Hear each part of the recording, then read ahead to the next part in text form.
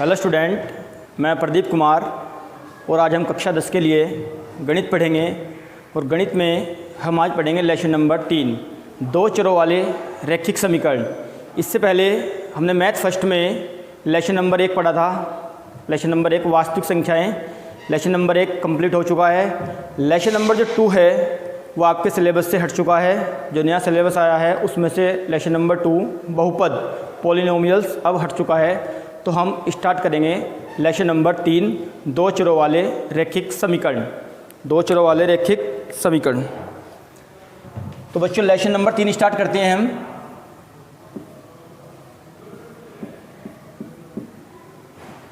Lesson number 3, दो चरों वाले रैखिक समीकरण। दो चरों वाले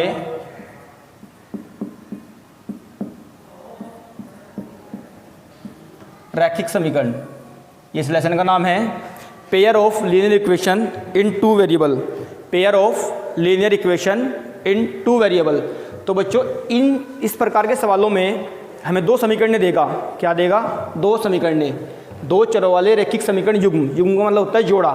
युग्म का मतलब जोड़ा। तो हमें 2 समीकरण देगा एक्स और वाई में। हमें सबसे पहले 2 समीकरण बनानी है। उन दोनों समीकरणों को सोल्व करना है। समीकरणों को सोल्व करने के हमारे पास यहाँ पे 4 मेथड हैं। कितने मेथड हैं? 4। Number 1 is graph method. ग्राफे विधि से समीकरण को सोल्व करना। उसके बाद नंबर 2 पढ़ेंगे इस चैप्टर के में ही हम, एक्सरसाइज 3.5 या 3.6 में विलोपन विधि। कौन सी विधि? विलोपन। उसके बाद पढ़ेंगे प्रतिस्थापन और लास्ट में पढ़ेंगे बीजगुणन। तो सबसे पहले बच्चों हमको पढ़ना है ग्राफीय मेथड अर्थात ग्राफीय विधि या आलेखीय निरूपण। ग्राफीय विधि को हम क्या कहेंगे? आलेखीय विधि या आलेखीय निरूपण। तो बच्चों प्रश्न नंबर 1 लेते हैं हम। सबसे पहले एक्सरसाइज 3.1 और प्रश्न नंबर 1। सबसे पहले कौन सा प्रश्न लेंगे? इसका प्रश्न नंबर 1 लेंगे हम। प्रश्न नंबर 1 में हमको दिया हुआ है, प्रश्न नंबर 1 में हमको दिया हुआ है, आफताब अपनी पुत्री से कहता है कि 7 साल पहले मैं तुमसे 7 गुनी आयु का था। 7 साल पहले। इस प्रकार के सवालों में अगर आपको पहले दिया हुआ है या पूर्व दिया हुआ है, या तो पहले या पूर्व, तो आप चिन्ह लेंगे माइनस का। काहे का चिन्ह लेंगे? माइनस। पहले दिया हुआ है या फिर क्या होगा? पूर्व। अगर इस टाइप के सवालों में आपको दिया हुआ है पश्चात, क्या दिया हुआ है बच्चों? पश्चात या बाद, या तो पश्चात या फिर बाद, वहाँ पे कहें का चिन्ह लेंगे आप प्लस का। तो इसी बात पर फोकस करना है हमको।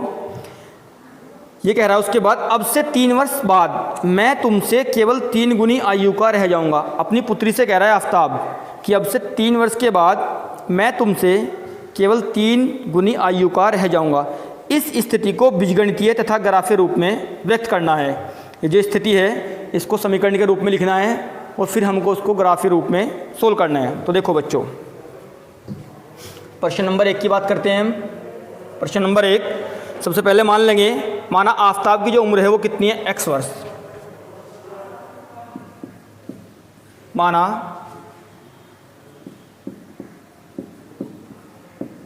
आफताब की वर्तमान जो उम्र है वो बच्चों हम कितनी मान लेंगे?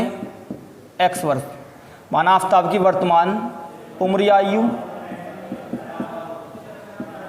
वो हमने कितनी मान ली बच्चों? x वर्ष। कितनी मान ली? x वर्ष। तब जो उसकी पुत्री है और पुत्री की आयु कितनी मान लेंगे? पुत्री की आयु 2 चर मानने हैं हमको, एक तो x और एक y। तो पुत्री की आयु हमने मान ली y वर्ष। कितने वर्ष मान ली? y वर्ष।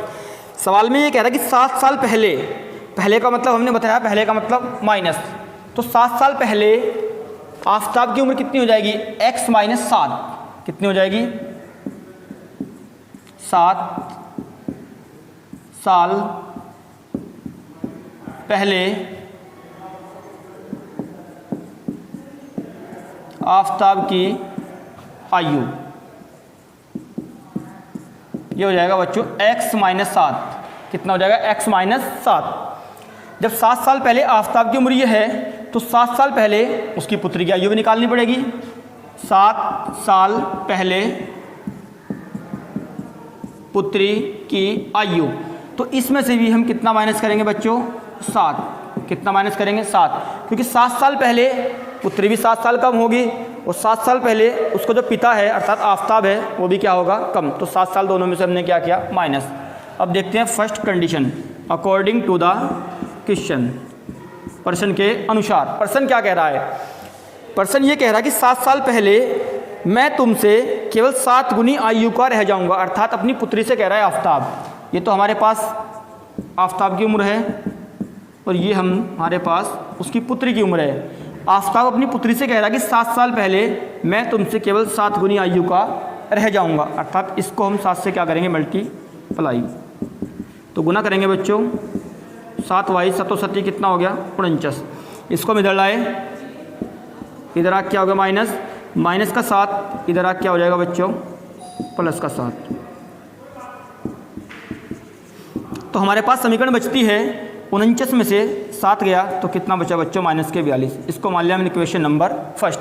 ये वाली कंडीशन हमारे पास कंडीशन फर्स्ट थी। अब बात करेंगे हम कंडीशन सेकंड की। कंडीशन सेकंड में अब से 3 वर्ष बाद का मतलब हमने क्या बताया बच्चों? प्लस। बाद का मतलब प्लस। तो पहले बात करेंगे आफताब की।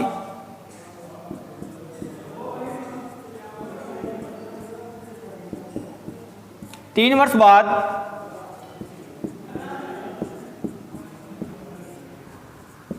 आफताब की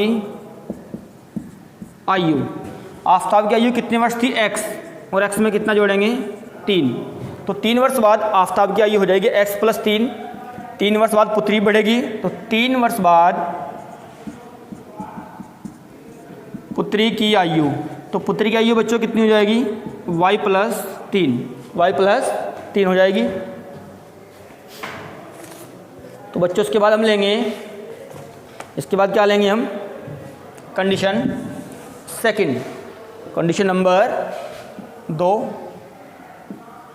सेकंड कंडीशन प्रश्न के अनुसार क्या कह रहा है? 3 वर्ष बाद मैं तुमसे केवल 3 गुनी आयु का रह जाऊंगा। आफताब अपनी पुत्री से कह रहा है, अर्थात 3 वर्ष के बाद आफताब की उम्र x + 3 और 3 वर्ष के बाद पुत्री की उम्र y + 3। आफताब अपनी पुत्री से कह रहा है कि 3 वर्ष के बाद मैं तुमसे, किससे? पुत्री से 3 गुनी आयु का रह जाऊंगा, अर्थात इसको हम 3 से क्या करेंगे बच्चों? गुना। 3 से गुना करेंगे कितना होगा? 3y और 3 × 9। तो हमारे पास बचता है x + 3 बराबर 3y और 3 × 9। 3y को धर लाए माइनस, 3 को धर ले गए, 9 में से कितना गया? 3, कितना बचा? 6। इसको मान लिया हमने समीकरण नंबर 2।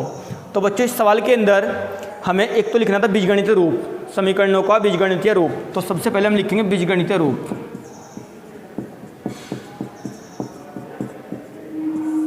बीजगणितीय रूप, सबसे पहले वाली समीकरण हमारे पास थी ये वाली x - 7y बराबर कितना है? -42। इक्वेशन नंबर 1 थी ये तो। और सेकंड हमारे पास कितनी है? x - 3y बराबर 6। ये क्वेश्चन नंबर 2। तो बच्चों ये तो हमारे पास है इनका बीजगणित रूप। एक तो आंसर हमारा ये है। इस सवाल में आगे कह रहा है कि इनको ग्राफीय रूप में व्यक्त कीजिए। इनको हमें लिखना है ग्राफीय विधि से, अर्थात आलेखीय विधि। तो ग्राफीय विधि से हमने आपको 9th में पढ़ा रखा है 2 चरों वाले रैखिक समीकरण। 2 चरों वाले रैखिक समीकरण हमारे पास एक समीकरण थी, यहाँ पे 2 समीकरण हैं। तो सबसे पहले हमने ये किया था कि x का मान y के पदों में निकाला था, या फिर y का मान x के पदों में निकालना है आपको। दोनों का मतलब एक ही है। उसके बाद हमको समीकरण में x के 2 मान रखने हैं और y के 2 मान निकालने हैं। उसके बाद सारणी बनानी है। सारणी बनाने के बाद जो बिंदु a और b आएंगे उनको आलेख पे प्रूफ दिखाना है, आलेख पर निरूपित करना है। उसके बाद उन आलेखों पर समीकरण लिखेंगे। उन आलेखों पे क्या लिखेंगे बच्चों? हम समीकरण। तो सबसे पहले बात करेंगे इसकी ग्राफीय विधि। ये रफ कर रहे हैं यहाँ से हम, समीकरणों की जरूरत पड़ेगी इसमें हमें। 2 समीकरण हमारे पास हैं। तो सबसे पहले बच्चों हम लिखेंगे समीकरण 1 से। किससे लिखेंगे?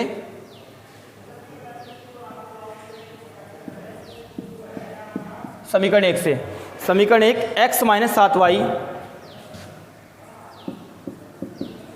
बराबर दे रखा है -42। ये माइनस का 7y इधर जाके बच्चों क्या हो जाएगा प्लस, तो x बराबर माइनस के 42 प्लस 7y। हमें यहाँ पे जो y की वैल्यू है वो ऐसी रखनी है कि ये पूर्णांक बचना चाहिए। क्या बचना चाहिए? पूर्णांक। माइनस के 2 माइनस का 1 0 प्लस 1 प्लस 2, मतलब संख्या बटे में नहीं बचनी चाहिए। क्या नहीं बचनी चाहिए? बटे में। तो अगर हम यहाँ पे इस y की वैल्यू कितनी लगा दें 5, y बराबर 5 रखने पर, जब y की वैल्यू 5 रखेंगे तो बच्चों कितना बचेगा? ये माइनस के 42 प्लस 7 गुना 5, 7 पंजे कितना हो गया 35, तो माइनस के 42 प्लस 35। माइनस के 42 में से जब 35 जाएंगे तो हमारे पास बचेंगे माइनस के 7। कितना बचेंगे? माइनस के 7। तब हम बिंदु ए के निर्देशांक मान लेंगे। इनको क्या मान लेंगे? ए के निर्देशांक। तब बिंदु ए के निर्देशांक, पहले वाला मान तो होगा बच्चों x का, और बाद वाला मान किसका होगा? y का। x का मान तो हमारे पास कितना है? माइनस के 7, और y का मान बच्चों कितना आया? 5। कितना आया? 5। अब इस सवाल के अंदर ही हमें y की वैल्यू लगानी है, और y की वैल्यू लगाने के बाद हमें किसकी वैल्यू फाइंड करनी है? x की। अब इस सवाल में हम y की वैल्यू लगाएंगे यहाँ पे, x की वैल्यू या y की वैल्यू। अगर हम y की वैल्यू कितनी रखें इसमें? 6। कितनी रख दें? 6।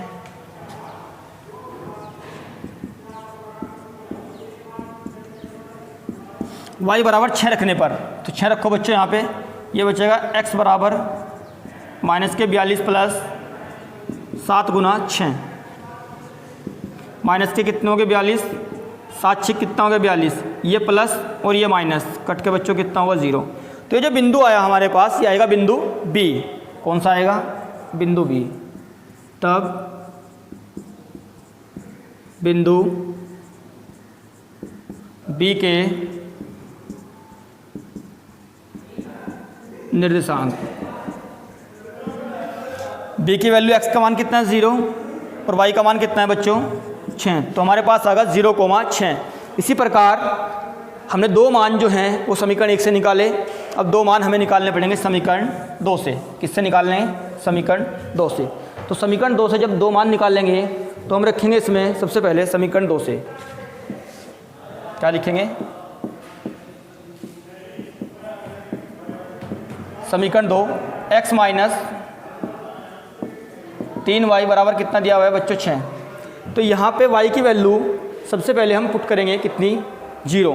y बराबर 0 रखने पर, y बराबर 0 रखने पर जब y की वैल्यू 0 लगाएंगे वो 3 की गुना किससे होगी? 0 से। तो ये तो पूरा कितना होगा? 0। तो x का मान हमारे पास कितना आएगा यहाँ से? 6। कितना आएगा? 6। तो x माइनस 3 गुना 0 बराबर 6, और 3 की गुना 0 से करी कितना होगा? 0। x में से 0 गया, कितना बचा बच्चों? x। तो x की वैल्यू हमारे पास कितनी आई? x की वैल्यू हमारे पास आती है प्लस के 6। ये बिंदु B था। बिंदु B के बाद हम मान लेंगे नया बिंदु C। तब बिंदु C के निर्देशांक हमारे पास आ गया C 6,0, क्योंकि पहले वाली वैल्यू तो किसकी है? x की, और बाद वाली वैल्यू किसकी है? y की। अब हम यहाँ पे y की वैल्यू बच्चों कितनी रखेंगे? अगर y की वैल्यू हम यहाँ पे रख दें माइनस का 2, कितना रख दें? माइनस का 2। रख तो कुछ भी सकते हैं, वैल्यू आप अपनी मर्जी से कुछ भी रख सकते हैं, एनीबॉडी कुछ भी। बस ये आपको समझना है कि जो संख्या है वो परिमेय संख्या नहीं आनी चाहिए, अर्थात बटे में नहीं आनी चाहिए। बटे में अगर आगे तो आपको संख्या रेखा पर प्रदर्शित करते हुए उसको प्रॉब्लम होगी। ठीक है बच्चों? तो हमें ऐसी संख्या माननी है जो कट फटने के बाद पूरी संख्या बचे, माइनस के 2 माइनस के 3 था पूर्णांक बचे। कहने का मतलब ये है कि क्या बचना चाहिए? पूर्णांक। तो y बराबर माइनस के 2 रखने पर, जब माइनस का 2 हम बच्चों यहाँ पे रखेंगे तो x माइनस के 3, y की वैल्यू माइनस के 2 बराबर कितना होगा? 6। माइनस माइनस प्लस, और 3 दूनी 6, प्लस का 6 दराग क्या हो जाएगा बच्चों? माइनस, और 6 से 6 कट गया, कितना बचा? 0। जब 6 से 6 को काट देंगे तो हमारे पास बचेगा 0। नेक्स्ट बिंदु आएगा बिंदु D। तब बिंदु D के निर्देशांक, किसके निर्देशांक? D के निर्देशांक। पहले वाली वैल्यू x की, x का मान कितना है बच्चों 0, और बाद वाली वैल्यू y की वैल्यू कितनी है -2। अब दोनों समीकरणों को सोल्व करने के बाद हमने 4 बिंदु निकाले a b c d। 2 बिंदु a और b समीकरण नंबर 1 से निकाले, 2 बिंदु c और d समीकरण 2 से निकाले। अब इन दोनों बिंदुओं को हमें दिखाना है ग्राफ पर। किस पे दिखाना है बच्चों? ग्राफ के ऊपर इनको निरूपित करना है। तो ग्राफ के ऊपर निरूपित करने के लिए हमने कक्षा 9th में आपको पढ़ाया था कि हमारे पास 2 अक्ष होंगे। कितने अक्ष होंगे? 2 अक्ष। एक तो एक्स अक्ष, एक्स अक्ष को कहेंगे हम हॉरिजॉन्टल एक्सिस, या हिंदी में कहेंगे क्षैतिज अक्ष। एक अक्ष हमारे पास होगा वाई अक्ष, वाई अक्ष को कहेंगे हम वर्टिकल एक्सिस या ऊर्ध्वाधर अक्ष। क्या कहेंगे? ऊर्ध्वाधर अक्ष। जहाँ दोनों रेखाएं एक दूसरे को प्रतिच्छेद करेगी उस वाले बिंदु को कहेंगे मूल बिंदु। ये हमने आपको 9th में पढ़ा रखा है। अगर ये वाला बिंदु हमारे पे x है तो इधर की तरफ बाईं ओर होगा -x, ऊपर की तरफ +y और नीचे की तरफ -y, और ये वाला बिंदु यहाँ x का मान भी 0 और y का मान भी कितना होगा बच्चों? 0। तो इस आलेख पर इन समीकरणों को हमें दिखाना है, निरूपित करना है। तो आलेख पर निरूपित करने के लिए इन बिंदुओं को हमें नोट करना पड़ेगा, अर्थात क्योंकि बड़ा ग्राफ बनेगा इसका। a का मान हमने नोट करा कितना है? 7,5। b की वैल्यू हमारे पास बच्चों कितनी है? 0,6। और c की वैल्यू बच्चों हमारे पास कितनी थी? इसको नोट नहीं करना आपको, ये केवल बिंदु हम नोट करने के लिए यूज कर रहे हैं। c की वैल्यू 6,0, 0,6, और d की वैल्यू हमारे पास कितनी है? 0,-2। ठीक है बच्चों, पहले वाली समीकरण भी याद रखनी पड़ेगी हमको। चलो उसको तो बाद में नोट करेंगे। देखते हैं हम। सबसे पहले हम आलेख बनाएंगे। आलेख कैसे बनाएंगे? 2 रेखाएं खींचेंगे, एक तो एक्स अक्ष और एक वाई अक्ष। एक्स अक्ष का मतलब हॉरिजॉन्टल एक्सिस और वाई अक्ष का मतलब वर्टिकल एक्सिस। देखते हैं अब इसका हम ग्राफ, अर्थात इसका ग्राफीय निरूपण।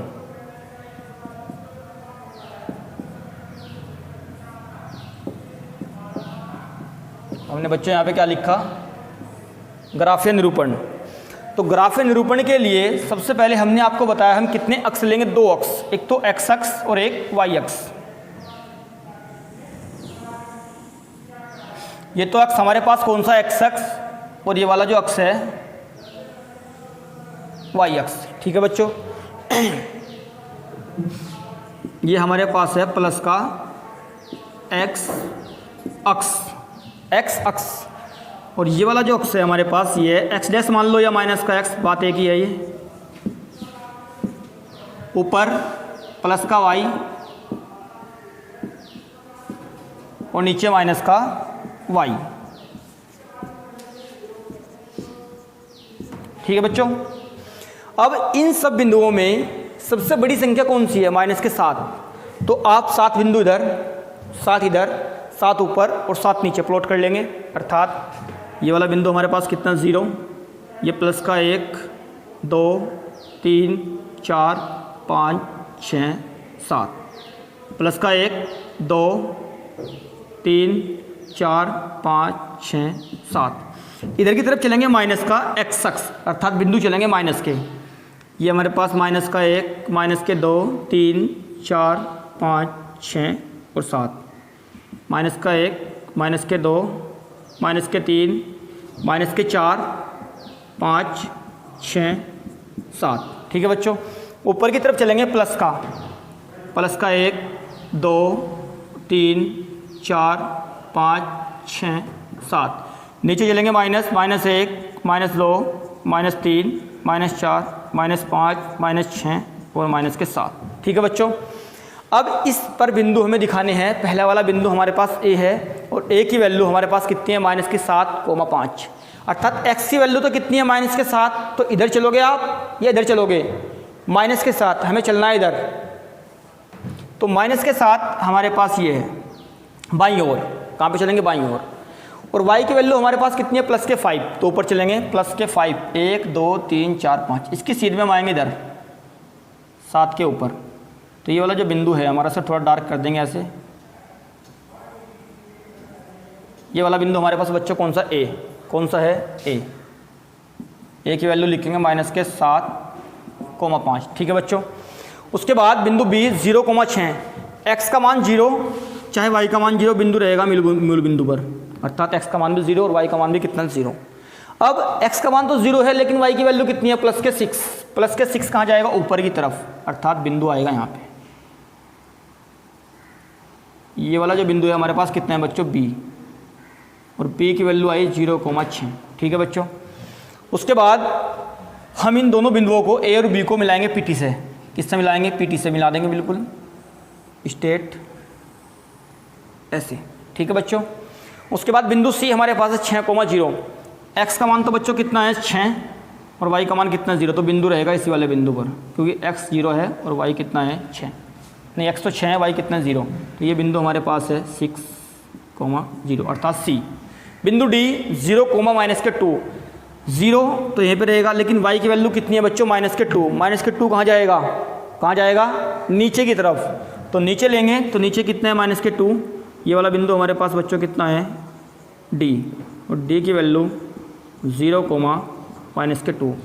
अब हमारे पास बिंदु C और D जो थे, एक तो ये है एक ये, इन दोनों को PT से मिलाएंगे ऐसे स्टेट। ये इन दोनों समीकरणों का क्या था? आलेख निरूपण या ग्राफीय निरूपण। ठीक है बच्चों। इन दोनों समीकरणों को हम लिखेंगे इसके ऊपर। पहले वाली जो समीकरण थी हमारे पास वो आई थी x - 7y = -42। पहले वाली समीकरण यहाँ पे लिखेंगे हम x - 7y = -42। समीकरण नंबर 2 को लिखेंगे C और D के ऊपर। समीकरण नंबर 2 थी x - 3y = 6। यहाँ पे लिखेंगे x - 3y = 6। तो बच्चों ये हमारा फाइनल आंसर है, लास्ट आंसर है। तो बच्चों आज हमने आपको प्रश्नावली 3.1 का प्रश्न नंबर 1 कराया। हम आशा करते हैं कि आपको ये सवाल अच्छी तरह समझ में आए होंगे। अगर आपको फिर भी कोई डाउट है तो आप हमको मैसेज कर सकते हैं या कॉल करके भी आप बता सकते हैं। अब नेक्स्ट वीडियो में हम इसके बाद क्वेश्चन नंबर 2 करेंगे। तो थैंक यू स्टूडेंट।